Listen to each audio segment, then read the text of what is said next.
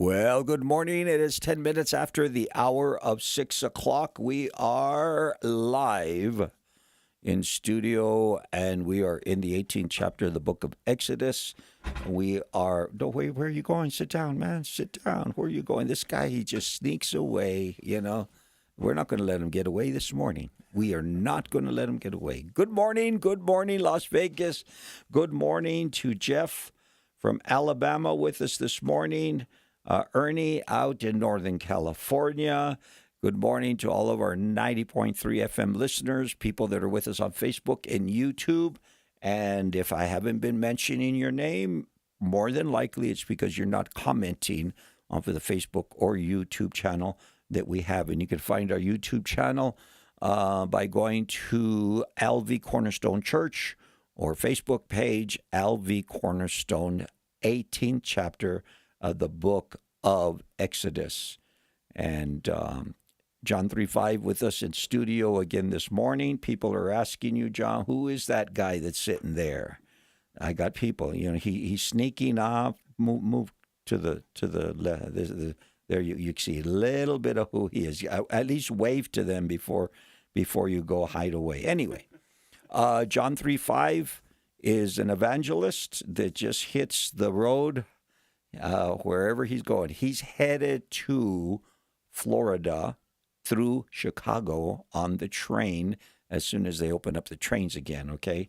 They are closed right now because of the weather, but Sunday, you think that the Sunday, he thinks that the trains are going to be running again. He thought he was going to be on the road by now, but when he is in the area, if he doesn't stop into Las Vegas, New Mexico and Cornerstone Church, we're going to send the posse after him is what we're going to do. He ain't going to get away with anyway. Good morning, Andrea. How is my girl doing? Andrea, John D with us this morning, and Jennifer so far off of YouTube and on Facebook. So where are we in our study this morning is the middle of the 18th chapter of the book of Exodus. So let's get straight to business this morning. And let's get our watchers. Okay, just because I call you a watcher, don't get all buggy on me, but just because, let's get our watchers watching the Bible. Okay?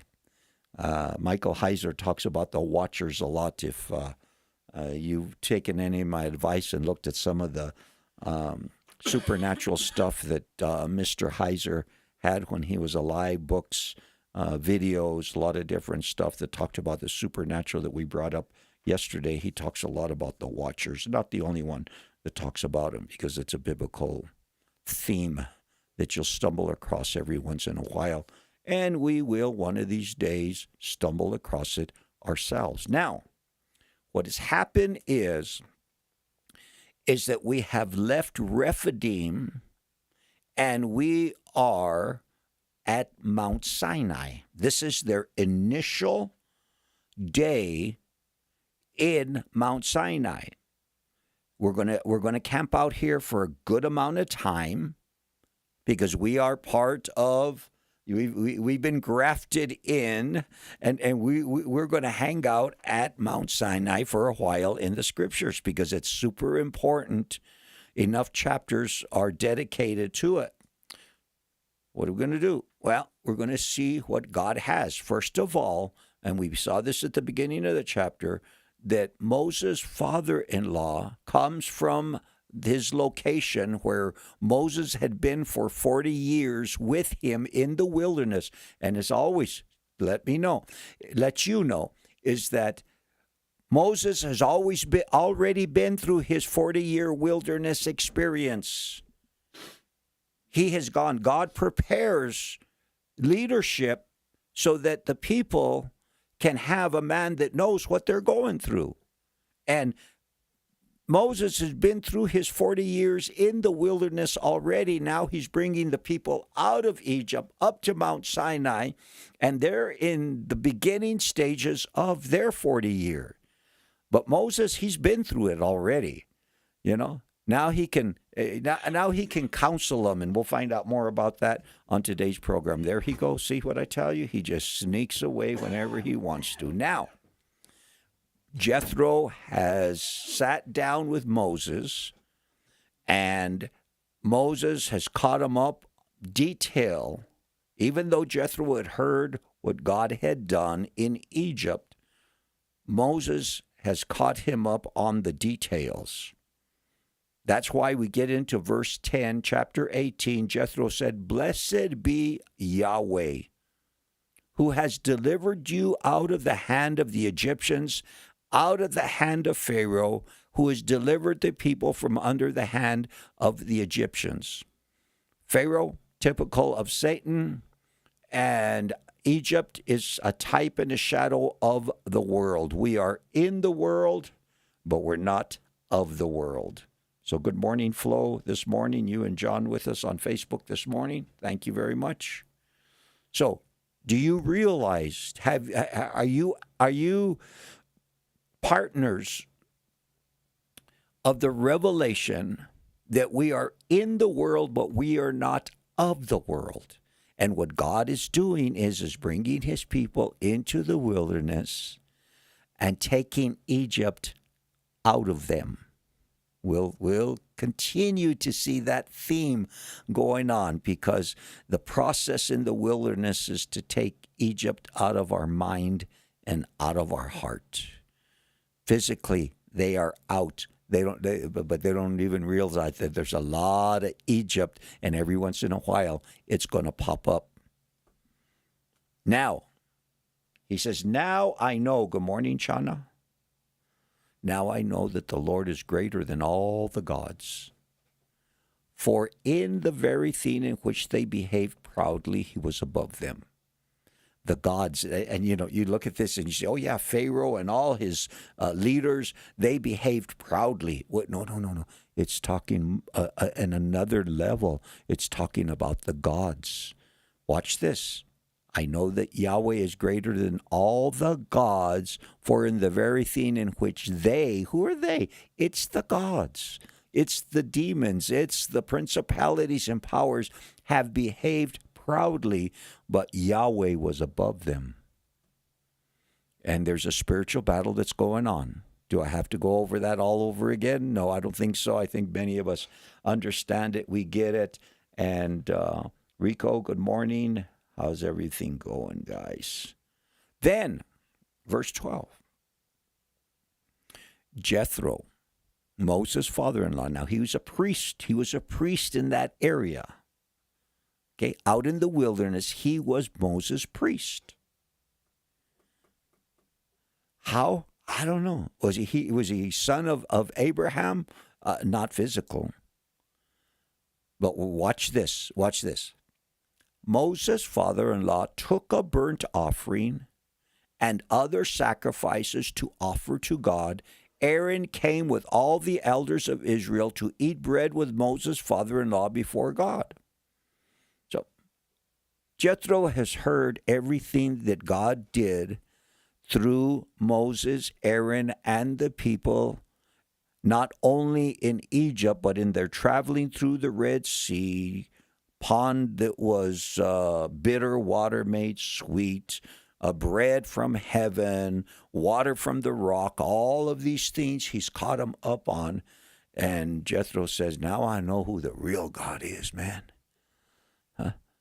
I have a feeling that Jethro's going to go back home and he's going to crush some statues that he has. He's going to go over there and break them, even though they were minor. He says, "Yeah, no. I don't need any other." Just a guess. Good morning, Joe. Then Jethro, Moses' father-in-law, took a burnt offering and other sacrifices to offer to God. After he heard, there's something that God is doing in Jethro's life, bringing him closer, and actually what I believe is adopting him into the family.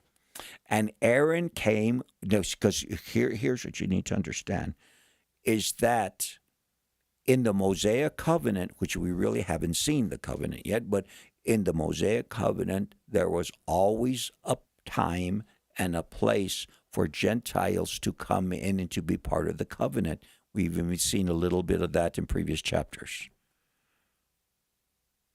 Now, the mixed multitude that are hanging around, and we don't hear a lot about them, but you have to understand that they didn't come in through covenant. Another story. I know I leave you hanging a lot with a lot of stuff. Stuff that you can research on your own, maybe.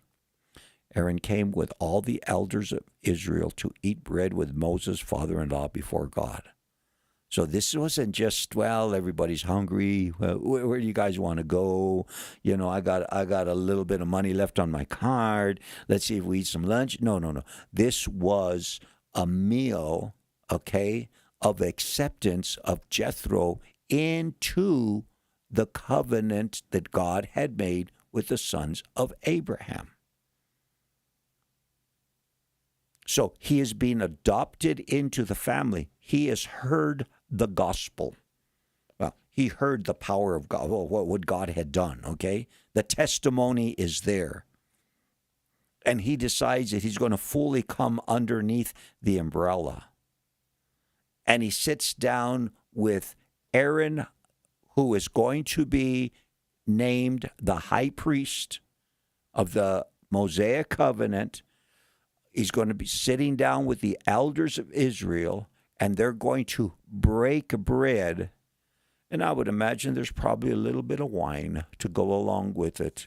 And they're going to have communion, fellowship, koinonia, because they understand now that they are all one family. And let's bring Jethro into the fold. And so it was, verse 13, on the next day that Moses sat to judge the people, and the people stood before Moses from morning till evening. So we have this celebration of Jethro and the leadership. And I don't know if he was circumcised yet or not. It doesn't tell us anything about that. His daughter wasn't real happy with circumcision, a few weeks ago, but we've been through that story already. You figure it out on your own. See, I left you with another something that you can write down and you can check it out. Well, So, verse 13, the next day, Moses sat to judge the people. The people stood before Moses from morning till evening. So you could imagine that Moses, he's got his place. Is that the same rock that he was? No, I don't think the people are going to the top of the mountain, but he's got his chair and he's sitting down, and people stood before Moses from morning till evening. So all day long, Moses is judging for the people. And we're going to find out what's going on. So, when Moses' father-in-law saw all that he did for the people, he said, "What is this thing that you are doing for the people? Why do you alone sit, and all the people stand before you from morning until evening?" And Moses said to his father-in-law, "Because the people come to me to inquire of God." Well, where's Rico, Rosemary? Anyway, so Moses' father-in-law said, hey dude, what do you do? What is this thing that you're doing for the people? Why do you alone sit? And all the people said, people standing in line. Could you imagine? We got 2 million people. 2.12, isn't that what we said we had in the state of New Mexico? We got 2.12 billion people. And wherever there's some problem, they're standing. Well, we'll go to Moses tomorrow. Well, grab a number, ladies and gentlemen. You know how that goes when you go to one of those places and there's a line there and they tell you, get a number, we'll call you when you're ready. Or else when you call the helpline, oh, I hate them anymore. I just felt a bad feeling getting on the helpline and waiting. And they say, just press 3 and we'll call you when your number comes up. And Moses is sitting there and the people are standing in line. Next. and they're telling him what the issue is, and he's giving them counsel from above. But Moses' father-in-law says, "What are you doing, man? Why do you sit alone?" Moses said to his father-in-law, "Because the people come to me to inquire of God." So apparently Moses is doing a ton of, what do we call it? You know, when people say, I need some counsel, we need to know what's going on. We're, okay, let's schedule. But when they have difficulty, they come to me. And I judge between one another, and I make known the statutes of God and his laws. So he's teaching the people and say, well, this is what God really is all about, and this is what God wants you to do, and this is where we go, and we have to straighten this out. Whatever it is, whatever the counsel that he was giving them in the sessions he was having with the people. Next. And I'm going to guarantee you, ladies and gentlemen, that is not just a little line with a couple of dozen people on it. Morning, Jody. So Moses' father-in-law said to him, "The thing that you do is not good. Both you and these people will surely wear yourselves out." Better listen to father-in-law is what we better do. Better see what father-in-law has to tell us about what Moses is doing, and does he have a solution? Could you imagine Moses' wife saying, "Where were you? I haven't seen you. You didn't come for lunch. You didn't come for your nap. You where were you?" Well, he says, "The line was long again." Again, she says, "You're kidding me, Moses." Well, Jethro showed up. When I survey the wondrous cross on which the Prince of Glory died, my richest gain I count but loss, and for contempt honor my pride.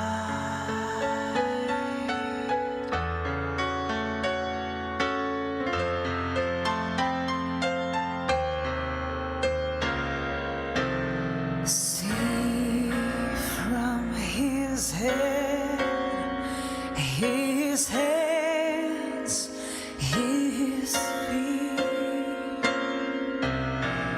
sorrow and love mingle down. Did have such love and sorrow me,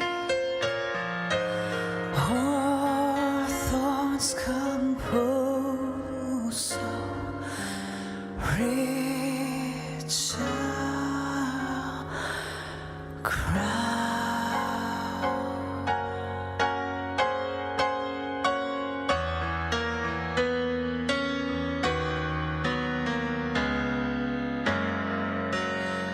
While the whole realm of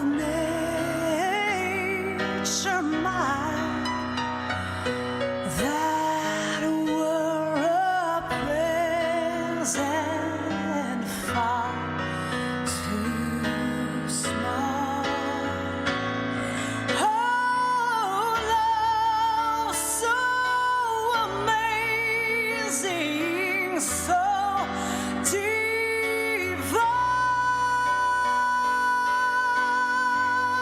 demands my soul,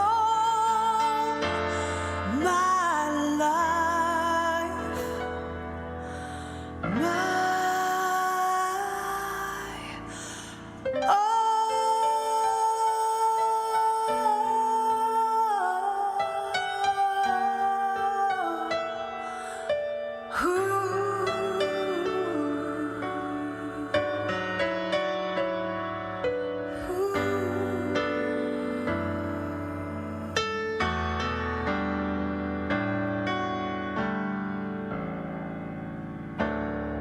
30 minutes after the hour, Selah singing When I Survey the Wonderful Cross. Mostly sunny day.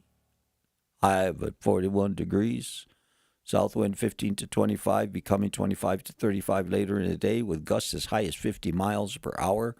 30% chance of precip between 8 this morning and 2 o'clock this afternoon, with little or no snow accumulation expected. And at 5 o'clock this morning, there was just a little fleck or two that seemed like if they were falling down. No, it wasn't dust that was blowing off of the roof or anything like that. It was Saturday, sunny, high near 46 degrees, north wind 5 to 10 miles per hour.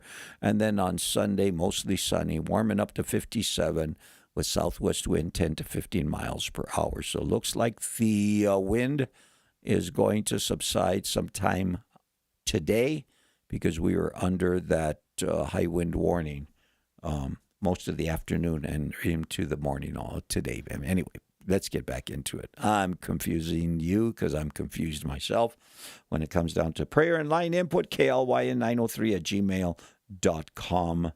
Here we are. Well, when they have difficulty, they come to me, and I judge between one another, and I make known the statutes of God and his laws. Yeah, and you're killing yourself and everybody else in the process.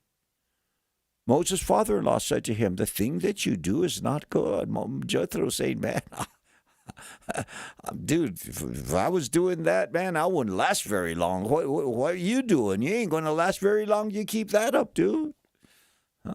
I don't think anybody knew that he had another 40 years in the wilderness, but he could be doing it. So both you and these people who are with you will surely wear yourselves out, for this thing is too much for you, and you are not able to perform it by yourself.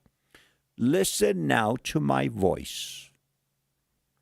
I will give you counsel, and God will be with you. Stand before God for the people so that you may bring the difficulties to God. You shall teach them the statutes and the laws and show them the way in which they must walk and the work they must do. Moreover, you shall select from all the people able men such as fear God, men of truth, hating covetousness, and place such over them to be rulers of thousands, hundreds, fifties, and tens. He says you can teach the people. That's part of your calling, is to teach the people. But to be sitting down and having everybody stand in this big old line, and from morning till evening, you're dealing with the people. Good thing that there's a cloud that's shading you, that the presence of God is there with you, or else you'd all melt in the sun. He says, you shall teach them the statutes and the laws, and show them the way in which they must walk and the work they must do. You're going to stand before God for the people, okay? So that they may bring. But watch this. He says, moreover, select from the people able men, such as fear. Let's share the wealth over here a little bit, Moses. Let's raise up let's get some disciples from amongst the congregation, and let's distribute the work amongst them. Kind of reminds me, remember when the apostles in the beginning of the chapter of the book of Acts, what is this? I'm going to guess it's about Acts. What would it be? Second chapter? Probably about the third chapter, when they were having a contention between the women, and the apostles said, listen, our job is to pray. They probably had read Exodus chapter 18 many times before. They said, our job is to pray, and our job is to teach.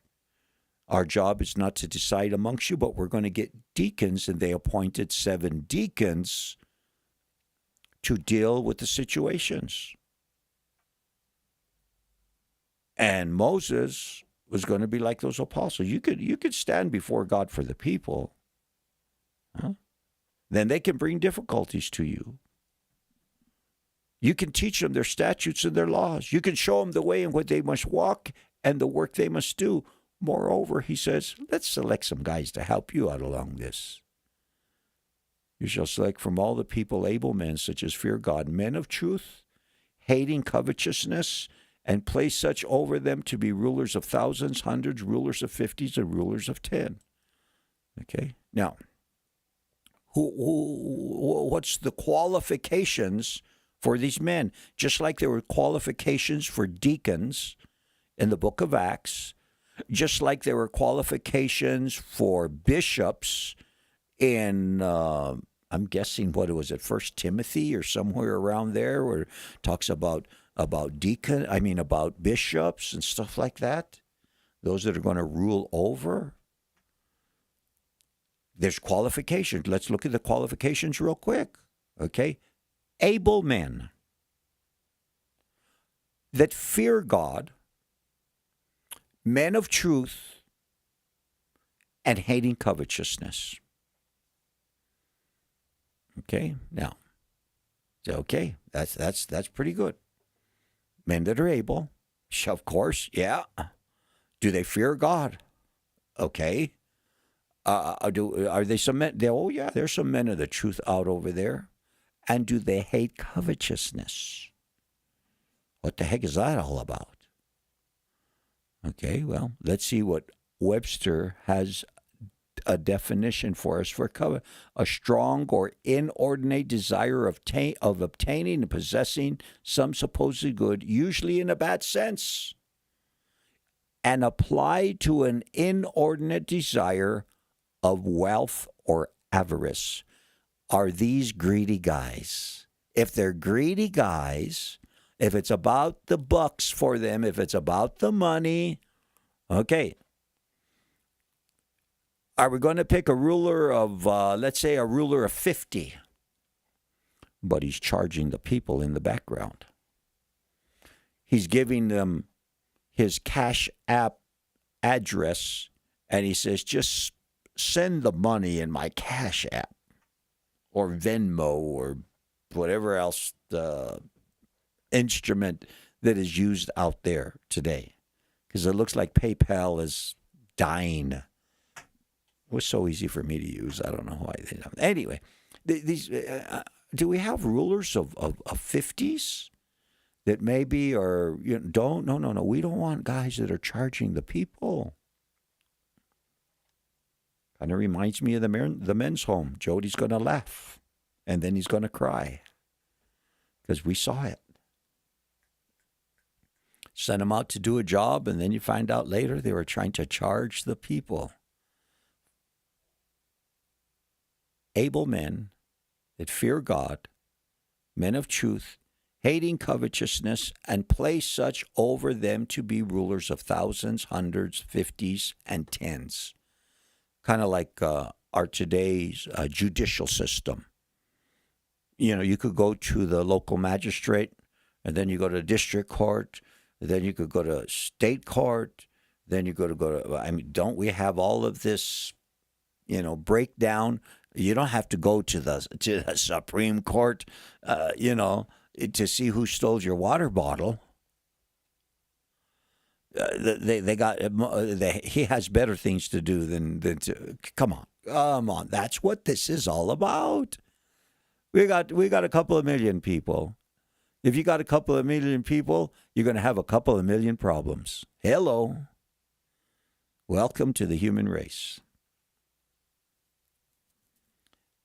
And let them judge the people at all times. Then it will be, verse 22, that every great matter they shall bring to you, but every small matter they themselves shall judge. It will be easier for you, and they will bear the burden with you. So it starts off with the rulers of 10. Well, we're not sure. Let's bump it up to the 50, and from there we could go up to maybe one of these days you're going to see Moses, but probably we can take care of most of it. Why? So Moses can do what Moses is supposed to do. He's supposed to stand before the people for God, or stand before God for the people. Probably it's better written that way. Stand before God for the people and teach them. And let some other people do some of the other work. John, I wish more people were listening than just you and I. If you do this thing, and God so commands you, then you will be able to endure, and all this people will also go to their place in peace. Watch what he says. This is still Jethro speaking to Moses. He says, if you do this thing, comma, and God so commands you, meaning what? He says, take it to the Lord, man. Before you do it, take it to the Lord. Let's see what the Message Bible says. It might be, if you handle the work this way, you'll have the strength to carry out whatever God commands you, and the people in their settings will flourish also. I get a little bit different story over here for the New King James. If you do this thing, and God so commands you, what I think Jethro's telling Moses is, take it to the Lord. This is my counsel to you, Moses. But you take it to the Lord. And if God so commands you, if God puts the amen on it, let's have divisions of tens and hundreds and fifties and thousands, and let's move it up the ladder. If you do this thing and God so commands you, then you will be able to endure. And all this people will also go to their place in peace. You're not going to burn yourself out. Burnout is a problem, ladies and gentlemen. It's a problem in many, many, many careers, many, many situations in the ministry. Burnout is a possibility. And Moses, you're not going to burn out if you go to God for the people and if you teach them and let some of these other guys deal with the smaller problems that are going on. Get them rectified. Okay? You guys figure it out. So Moses heeded the voice of his father-in-law and did all that he had said. Oh, what a good son-in-law Moses is. What a good son-in-law. He heeded the voice of his father-in-law and did all that he had said. And Moses chose able men out of all Israel. He made up some of the elders. I'm guessing that some of those elders that were sitting with Aaron and Jethro and having themselves a nice little koinonia dinner were probably some of those. And they were probably recommending others that they knew. And there were the qualifications. Moses chose men, able men, out of all Israel, made them heads over the people, rulers of thousands, hundreds, fifties, and rulers of tens. So they judged the people at all times. The hard cases they brought to Moses, but they judged every small case themselves. Then Moses let his father-in-law depart, and he went his way to his own land. So Jethro came, just scope it out a little bit, see what's going on, deeper revelation of who the Lord of Lords is and the King of Kings, and it's time for him to go home and smash up the family idols, and say, man, we don't need idols anymore. Now we go to the 19th chapter, and this is where we're going to start off with. On Monday morning in this chapter. But let's look at some of it, because we have probably 10 minutes left, or 10 or 12 minutes left. In the 3rd month after the children of Israel had gone out of the land of Egypt, on the same day they came to the wilderness of Sinai.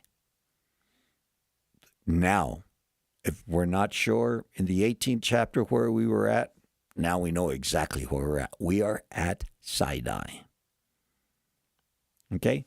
It's the 3rd month after the children of Israel had gone out of the land, on the same day.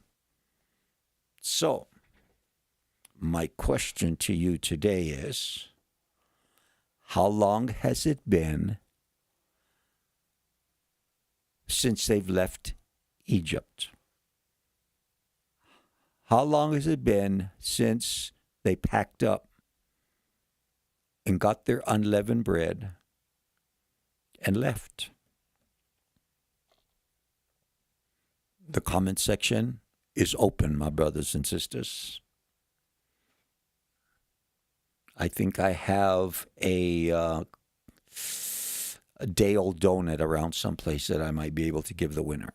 But you have to pick it up over here. In the 3rd month after the children of Israel had gone out of the land, on the same day they came to the wilderness of Sinai. I'm waiting.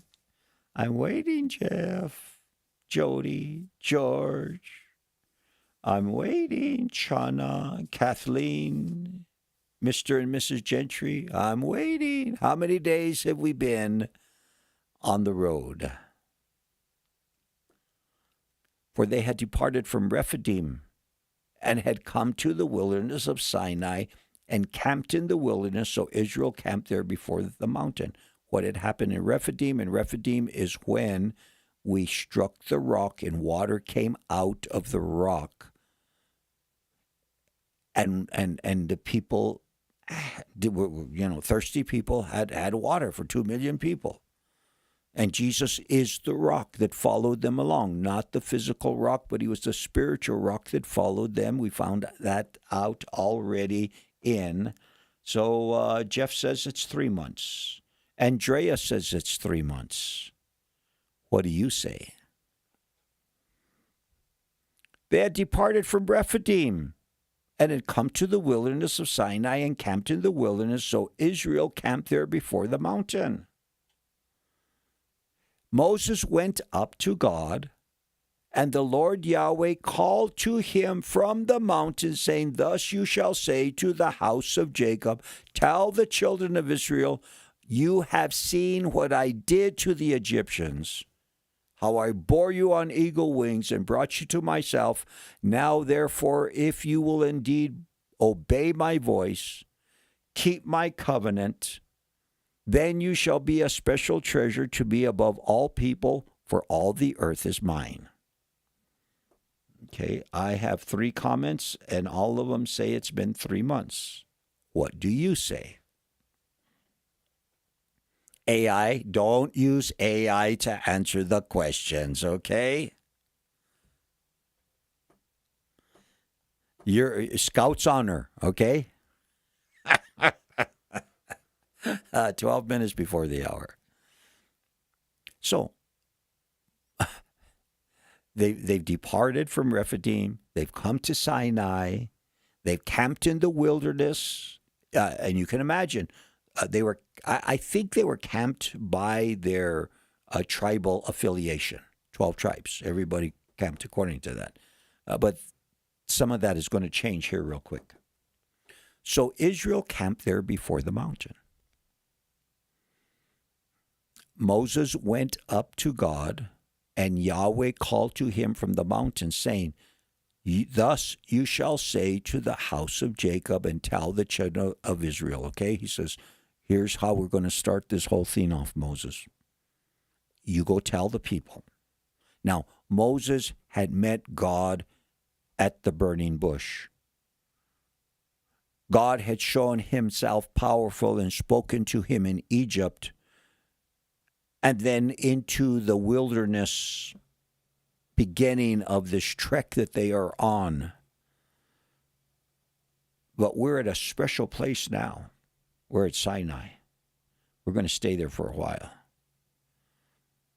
Thus you shall say to the house of Jacob and tell the children of Israel, you have seen what I did to the Egyptians. Remind them from where we have come, and how I bore you on eagle's wings and brought you to myself. You tell the people that. Now, therefore, if you will indeed obey my voice and keep my covenant, then you shall be a special treasure to me above all people, for all the earth is mine. Remember, we've already established this scripturally, that the sons of Jacob are the firstborn son of God. Not that there's not others, but we have the firstborn. And God is calling the house of Jacob, the children of Israel, not in this chapter, but in other chapters before, or at least one other place before, he's called them his firstborn.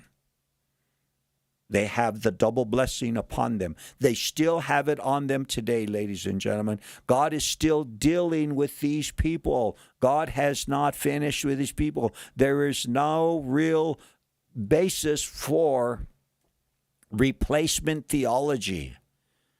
You're going to come across every once in a while somebody, I only got 3 people giving me the same answer.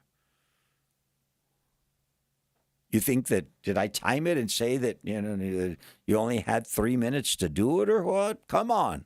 How many days has it been?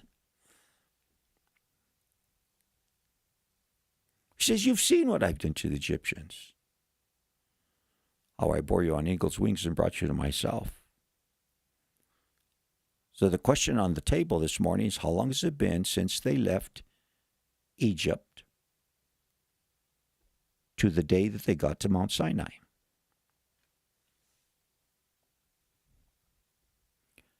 He says, tell them if they obey my voice, keep my covenant, you shall be a special treasure to me above all people, for all the earth is mine. This is my firstborn, and I am not going to forget them, and I am not going to replace them with the church, and I am not going to kick them to the curb, as some people, ministers, even denominations, take a stance on what they call replacement theology. Replacement theology is the lie that the church has replaced Israel and that God has kicked them to the curb, and that is false teaching, ladies and gentlemen. God is not finished. In fact, many ministers say that the tribulation is all about God dealing with Israel again, because the church, if you're a pre-tribber and you understand what that theology is, whether you think it's the right thing or not, you understand where I'm coming from. Won't be around if you're a pre-tribber. And if that really happens. And I know that there's other positions that are out over there. Now, therefore, if you will indeed obey my voice, keep my covenant, then you shall be a special treasure to me above all people, for all the earth is mine.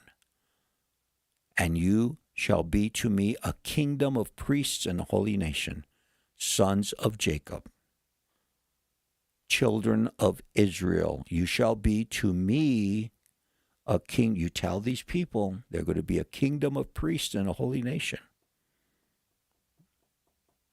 Notice he doesn't call them a nation of kings and priests. That's probably a subject for another day. Andrea says that Tom says 45 to 47 days. Okay? So you're not going to agree with the 3 months that everybody else has out over there, Tommy? Good. And you know what, Tommy? I missed you yesterday. I am so sorry.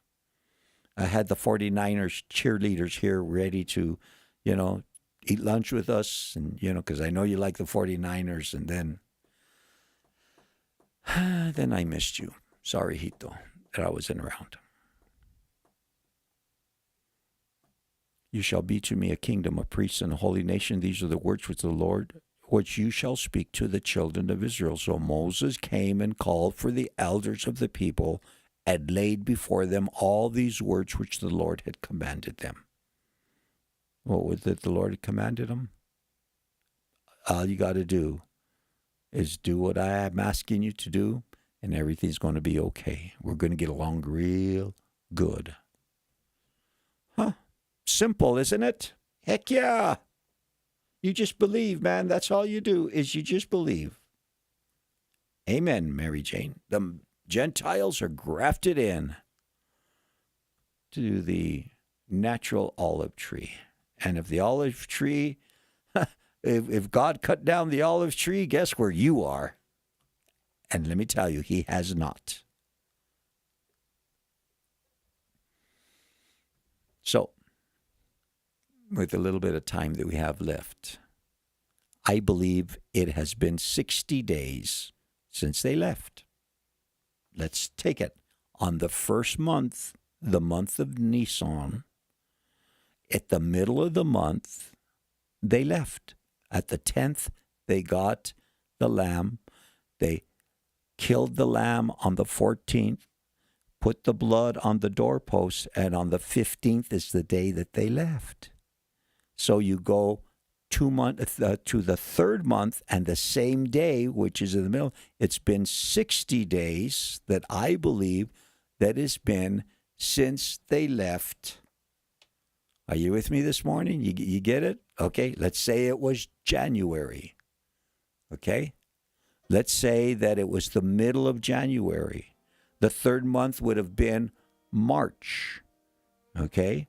And if they left on the 15th, and then on the same day, which is the 15th of the month, they get to Mount Sinai from January 15th, which I know it's not the same, but all the way to March the 15th, on the third month, on the same day would have been the middle, and it would have been 60 days. 60 days since they left Egypt to where they've gone through the Red Sea, through bitter water made sweet, through quails and bread from heaven, and also to water from the rock at Rephidim, and then they end up there at Sinai on the third month on the same day. So that's just my interpretation of what is going on over there. Mary Jane said 40. I'm saying 60, and some people are saying 90. Now we got to arm wrestle, and we got to fight it out to see what the heck is really going on there. Anyway, God bless you all. We will be back on Monday morning with the 19th chapter of the book of Exodus. Also to let you know, Cornerstone Church services at 10 o'clock in the morning this Sunday.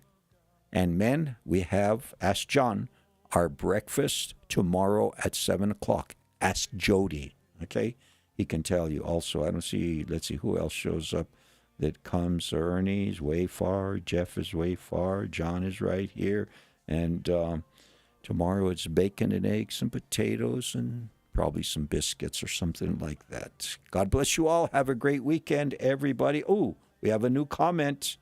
Okay, blessings to everybody from Jeff.